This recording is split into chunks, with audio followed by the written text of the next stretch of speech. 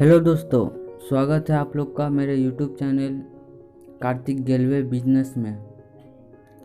तो चलिए आज की वीडियो शुरू करते हैं। आज का क्लास है psychology of the guest and future of direct cell marketing. मतलब एक मेहमान के मानसिकता को दूर करना और सीधे बाजार के भविष्य को बताना। तो चलिए अब मेन टॉपिक पर आते हैं। जब कोई गेस्ट इस काम को देखने आता है तो ऑफिस में उसको सेमिनार को दिखाया जाता है, मतलब भी इसी प्रेजेंटेशन को दिखाया जाता है, तो उसको कुछ भी समझ में नहीं आता और सेमिनार को देखकर उसके मन में बहुत सारे सवाल उठते हैं। उन सारे सवाल का जवाब उन्हें साइकोलॉजी में मिलता है। इस क्लास को हमारे डायरेक्टर साहब ने 2 भागों में बांटा है। पहला psychology of the guest and दूसरा future of direct cell marketing. उन सारे सवालों का जवाब उन्हें साइकोलॉजी में मिलता है। इस क्लास को हमारे डायरेक्टर साहब ने 2 भागों में बांटा है। चलिए अब साइकोलॉजी के ऊपर बात करते हैं। साइकोलॉजी जो है ये ग्रीक भाषा का हिंदी रूपांतर शब्द है और ये अंग्रेजी के 2 शब्दों के मेल से बना है।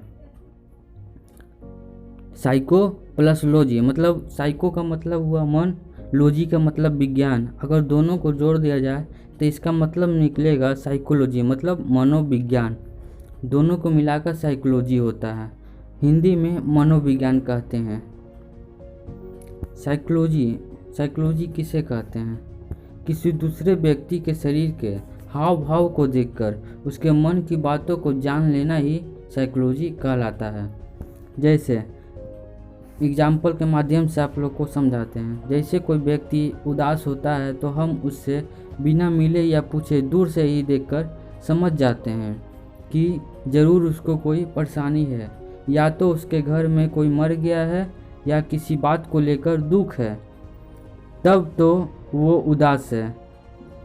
और वही किसी को खुश या उसके घर में खुशी मनाते देखते हैं तो पता लगता है कि उसके कहीं ना कहीं उसको घर में किसी की शादी है या बच्चा जन्म लिया है, इसलिए वो खुश है, खुशी मना रहे हैं।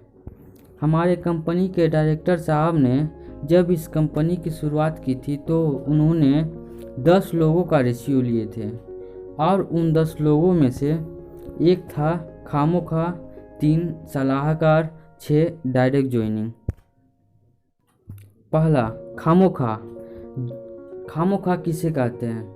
जो इंसान बड़े से बड़े और अच्छे से अच्छे कामों में छोटी छोटी कमियां या गलतियां निकालती है उसे ही खामोखा कहते हैं। एग्जाम्पल के माध्यम से चलिए इसको समझाते हैं अच्छी तरह से। जब कोई शादी में इनविटेशन में जब कोई जाता है तो वह खाना खाता है तो उसमें बहुत सारे गलतियां को निकालता है। जैसे बोलता है कि पूरी कच्चा हो गया है, रसगुल्ला का साइज छोटा हो गया और थोड़ा बड़ा रहता तो खाने में मज़ा आता, पानी का गिलास प्लास्टिक का है, कांच का अगर ये गिलास होता तो पीने में और मज़ा आता। तो इस तरह और भी बहुत सारे गलतियां या खामियां निकालते हैं। दूसरी बात यह है कि जब आप बड़े चाव से अपना पैसा लगाकर बाज़ार जाकर अपनी मनपसंद का कपड़ा खरीदते हैं और जब उसी कपड़े को पहनकर जब घर से बाहर निकलते हैं तो रास्ते में आपका कोई दोस्त मिल जाता है तो बोलता है कि अरे भाई ये कौन सा कपड़ा पहने हो तुम पर तो बिल्कुल ही अच्छा नहीं है। अगर कहता मैं चलता तुमको कपड़ा दिलवाने के लिए, मेरे चाचा जी के दुकान में बहुत ही अच्छा कलेक्शन था, आप उसकी बात को नज़रअंदाज कर जब आप आगे बढ़ते हैं तो फिर से आपका 2-3 दोस्त मिलता है और वो भी आपके कपड़े की बुराई करता है। तो दूसरे की कमी बताने से आप अपने उस कपड़े को जो बड़े चाव से खरीदे थे पहनने के लिए उसको खोलकर अलमारी में रख देते हैं। और कहते हैं कि फिर कभी इस कपड़े को नहीं पहनूंगा। आप हमको ये बताएं कि आप दूसरों के लिए जीते हैं या अपने लिए। अब सलाहकार। सलाहकार किसे कहते हैं? किसी काम के बारे में जानकारी देना या लेना, उसे ही सलाहकार कहते हैं। सलाह लेना अच्छी बात है या बुरी बात है? तो सलाह लेना अच्छी बात भी है और बुरी बात भी। मेरा कहने का मतलब है मेरे दोस्त कि सलाह आप उन्हीं से ले जिनको उस काम के बारे में जानकारी हो। मान लीजिए हमको डॉक्टर बनना है तो हमको सलाह डॉक्टर से लेनी पड़ेगी। उसके जगह पर अगर आप हलवाई से पूछेंगे तो वो वही बताएगा जो वो जानता होगा। बोलेगा कि अरे भाई, डॉक्टर बनने में बहुत पढ़ाई और पैसा चाहिए। मान लो कि तुम पढ़ाई का डिग्री ले भी लिया तो तुमको पैसा कमाने के लिए एक क्लिनिक खोलना पड़ेगा। फिर भी तुम पैसे नहीं कमा सकते जब तक तुम्हारे क्लिनिक में बीमार ना आए। चलो बीमार आ भी गया तो गलती से अगर गलत सुई मतलब इंजेक्शन लग जाएगा तो तुम्हारी ज़िंदगी भर की मेहनत और पैसा सब खत्म और तुम जेल में रहोगे।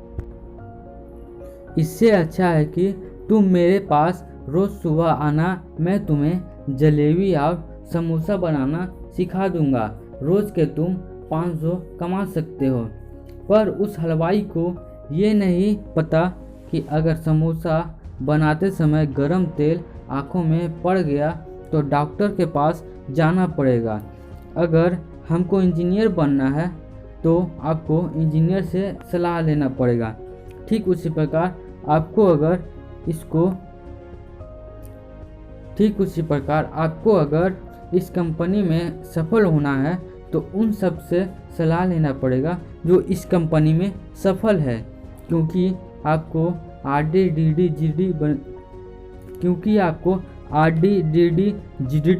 वही बना सकते हैं जो खुद बनी हुए हैं। मैं आपको यह बताना चाहता हूँ मेरे दोस्त कि आप सलाह उसी से ले जिसको काम के बारे में जानकारी हो। उससे कभी भी सलाह नहीं ले जिनको जानकारी ना हो, तभी आप लोग सफल होंगे। अगला, डायरेक्ट ज्वाइनिंग किसे कहते हैं? जो काम को देखने यानी कि सेमिनार बीसी प्रेजेंटेशन को देखने के बाद वो बिना किसी के सलाह लिए राय मशवरा किए काम को शुरू करता है, वही डायरेक्ट ज्वाइनिंग कहलाता है। जो खुद अपने ऊपर निर्भर होता है, ना कि दूसरों पर, वो अपना डिसीजन खुद लेता है। अगला है मौका किसे कहते हैं? किसी भी इंसान के जीवन में अचानक से आने वाली प्रविष्टि को मतलब समय को मौका कहते हैं। इसका कोई रंग रूप आकार कुछ भी नहीं होता है। इसमें बहुत सारे कहानी है। आप इस कहानी के माध्यम से भी समझ सकते हैं कि मौका आखिर क्या होता है और कैसा होता है। पहला कहानी है गरीब लकड़हारा की, जिसकी माँ अंधी बे औलाद और बहुत ही गरीब होता है। दूसरा है उस पुजारी की जिसको 3 मौके मिलती है। तीसरा है भिखारी की जो पुल को आँख बंद करके पार करता है। चौथा है मौकी की तस्वीर। पांचवा है फूल तोड़ने बगीचे में जाने वाला व्यक्ति। और छठा है और 6 नंबर है बंदर बंदरिया और आकाशवाणी की कहानी। ये कहानी आप लोग को अगले वीडियो में अवेलेबल हो जाएगी। अगला है सोच किसे कहते हैं? किसी व्यक्ति, वस्तु या स्थान को देखकर हमारे मन में जो भाव विचार उत्पन्न होता है उसे ही हम सोच कहते हैं। सोच में बहुत बड़ी ताकत होती है। हम जो सोचते हैं वही हमारे जीवन में घटता है। चलिए इसको उदाहरण के माध्यम से आपको समझाते हैं। ताजमहल पहले शाहजहाँ के सोच में बना था, इसलिए शाहजहाँ ताजमहल बनवा पाया था। हम इस कंपनी में आए हैं तो हमें कुछ बहुत बड़ा सोचना है और अपने गांव, समाज और घर में अपने आप को साबित करना है। अपना घर बहुत बड़ा बनाना है और बड़ा गाड़ी लेना है, बड़ा पैसा कमाना है। तो इसके बाद आता है विश्वास। विश्वास किसे कहते हैं? जब कोई व्यक्ति, वस्तु या स्थान को देखकर हमारे मन में जो श्रद्धा भाव उत्पन्न होता है उसे ही हम विश्वास कहते हैं। विश्वास अटूट होता है या नहीं? तो चलिए विश्वास को उदाहरण के माध्यम से आपको अच्छी तरह से समझाते हैं। जैसे एक लड़का लड़की एक दूसरे से बहुत मोहब्बत करते हैं और दोनों ही एक दूसरे के लिए मर मिटने की कस्में खाते हैं और अपने माँ बाप, रिश्तेदार, गांव, समाज को ठुकराने को तैयार रहते हैं। वही लड़की माँ बाप के कहने पर उस लड़की को छोड़कर दूसरे जगह यानी दूसरे लड़की से शादी कर लेती है, दूसरे लड़के से शादी कर लेती है। उनमें धैर्य नहीं रहता है। उससे यह पता चलता है कि दोनों के प्यार पर आधा अधूरा विश्वास था। उसी प्रकार जो व्यक्ति अपने छोटी सी विश्वास पर इस कंपनी में काम करने को तैयार हो जाते हैं पर उनमें जरा सा भी धैर्य नहीं रहता है, वो व्यक्ति सफल नहीं हो पाता और बीच में ही हार मान लेते हैं। पर जिस व्यक्ति के अंदर धैर्य रहता है वह व्यक्ति अपने घर, गांव, समाज में नंबर 1 बन जाते हैं और एक नमूना साबित होता है। फर्स्ट है साधु और उनके 10 शिष्य की कहानी। सेकंड है बंदर बंदरिया जो आकाशवाणी पर विश्वास करता है। थर्ड है डॉक्टर की जिसकी माँ कैंसर से मर जाती है। चौथा नंबर कछुआ और बगुला की कहानी। ये सब कहानी भी आपको अगले वीडियो में उपलब्ध हो जाएगी, अवेलेबल हो जाएगी। अगला टॉपिक है पैरामीटर। पैरामीटर बहुत ही ख़राब चीज़ है। ये हमारी ज़िंदगी को आगे बढ़ने नहीं देता है। सोचने की क्षमता को बांध देना ही पैरामीटर कहलाता है। आप अपने सोचने की क्षमता को खोलकर रखना है। जब हम 5 साल के होते हैं तो जब हम अपने परिवार के साथ अपने छत पर बैठे रहते हैं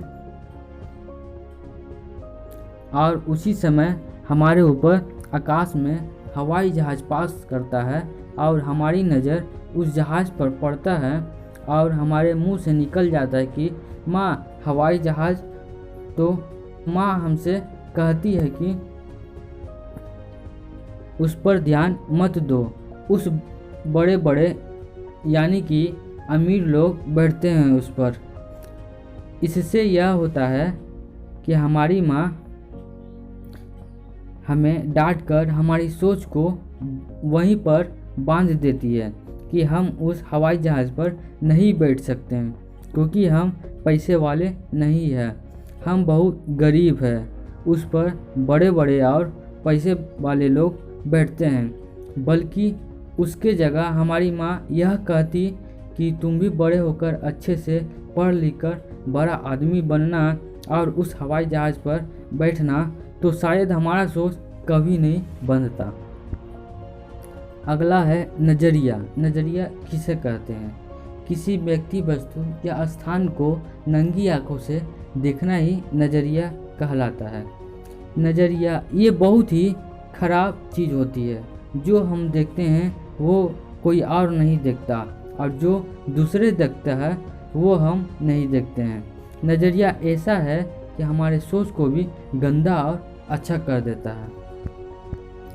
चलिए इसको एक एग्जाम्पल के माध्यम से समझते हैं नज़रिया क्या है और कैसा होता है। एक फिल्म है एक ही रास्ता। उस फिल्म में अमिताभ बच्चन का जो कि अपने बेटे को 9 लिखकर अपनी हथेली पर 9 लिखकर दिखाता है पर उसके बेटे को 6 नज़र आता है, क्योंकि अमिताभ का बेटा ठीक उसका उल्टा खड़ा रहता है। तो अमिताभ अपने बेटे को कहता है कि मैं जहाँ खड़ा हूँ वहाँ से ये 9 दिखता है जो सही है, और तुम जहाँ खड़े हो वहाँ से ये 6 दिखता है जो सही है। हम दोनों अपनी अपनी जगह पर ठीक है, पर हम दोनों के देखने का नज़रिया अलग अलग है। अगला है दौर। जिस प्रकार भगवान ने एक इंसान का 3 दौर बनाकर भेजे हैं, पहला बचपन, दूसरा जवानी और तीसरा बुढ़ापा, ठीक उसी प्रकार इंडिया में भी कोई भी कंपनी आती है तो उस कंपनी के भी 3 दौर होते हैं। पहला इनिशियल फेज, शुरुआती दौर, दूसरा फेमसिटी फेज, प्रसिद्धि दौर, और तीसरा कंपटीशन फेज, प्रतियोगिता दौर। इसमें भी आप बहुत सारे कहानी के माध्यम से समझ सकते हैं। इसमें भी बहुत सारे कहानी है, जैसे रेलगाड़ी, काला भूत, गैस सिलेंडर, बम का गोला, कंप्यूटर इत्यादि। ये सब कहानी भी आपको अगले वीडियो में उपलब्ध हो जाएगी। अगला है इनकम। इनकम 2 प्रकार के होते हैं, पहला लीनियर इनकम, दूसरा लेवरेज इनकम। अब आइए लीनियर इनकम के बारे में बताते हैं। लीनियर इनकम किसे कहते हैं? जो व्यक्ति अपने समय को बेचकर पैसा कमाते हैं उसे ही हम लीनियर इनकम कहते हैं। जैसे 1 + 1 = 2, 2 + 2 = 4, 3 + 3 = 6, 4 + 4 = 8, 5 + 5 = 10। एक तरह से इनकम है। पहला महीना का 2 रुपया, दूसरा महीने का 4 रुपया, और तीसरे महीने का 6 रुपया, चौथे महीने का 8 रुपया, 5वें महीने का 10 रुपया। अब अगला टॉपिक, अगला है लेवरेज इनकम। लेवरेज इनकम किसे कहते हैं? जो व्यक्ति अपने समय को दूसरे के समय के साथ मल्टीप्लाई करके, मतलब गुणन करके पैसा कमाता है, उसे ही लेवरेज इनकम कहते हैं, मतलब गुणात्मक की कमाई। जैसे 1 × 1 = 1, 2 × 2 = 4, 3 × 3 = 9, 4 × 4 = 16, 5 × 5 = 25। इसका मतलब ये हुआ कि पहले महीने का इनकम इसमें 1 रुपया है, अगले महीने का इनकम 4 रुपया, तीसरे महीने का इनकम 9 रुपया, चौथे महीने का इनकम 16 रुपया, और 5वें महीने का इनकम 25 रुपया। अब आप इन दोनों से तुलना कर सकते हैं कि लीनियर इनकम आप करेंगे कि लेवरेज इनकम। महंगाई। ये अमेरिका के वैज्ञानिक एडम गिल्स ने धारणा किया था कि प्रति 20 साल के अंतर्गत में एक शून्य की बढ़ोतरी होगी, एक शून्य की बढ़ोतरी होती है। जो व्यक्ति 1920 ईस्वी में 1 रुपया कमाता था वो अच्छा खासा ज़िंदगी जी पाता था और अपने सपने को पूरा कर पाता था, और जो व्यक्ति 1940 ईस्वी में 10 रुपया कमाता था वो अपने टाइम में अच्छा खासा ज़िंदगी जीता था, अपने सपने को पूरा करता था। और जो व्यक्ति 1960 ईस्वी में 100 रुपया कमाता था वो इस तरह अच्छा ज़िंदगी जीता था। और जो व्यक्ति 1980 ईस्वी में 1000 रुपया कमाता था वो अपना जीवन खुशी खुशी जीता था और अपने सपने को पूरा करता था। और जो व्यक्ति 2000 ईस्वी में 10,000 रुपये कमाता था वो उस टाइम एक अच्छा ज़िंदगी जीता था और अपने सपने को पूरा करता था। अब 2020 में जो व्यक्ति 1 लाख रुपया कमा रहा होगा वो अच्छा खासा ज़िंदगी जी रहा होगा और अपने सपने को पूरा कर रहा होगा।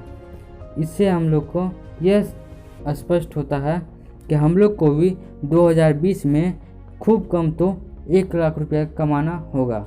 ये 1 लाख रुपया कमाना ज़रूरी ही नहीं, मजबूरी है। अगला है इनकम का रेशियो। ये 0 वर्ष से लेकर 80 वर्ष तक का इनकम का रेशियो है। जो जिसका उम्र 0 से 20 तक रहता है वो मौज मस्ती से रहता है।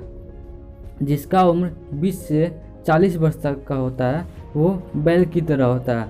उसका जीवन मजदूर की तरह काम करने में ही चला जाता है। जिसका उम्र 40 से 60 वर्ष के बीच होता है वो कुत्ते की तरह होता है। और जिसका उम्र 60 से 80 वर्ष तक का होता है उसका उल्लू की तरह होता है। वो सिर्फ इधर से उधर देखता ही रहता है, कुछ नहीं करता है, घर में ही बैठा रहता है। ये इनकम का रेशियो है।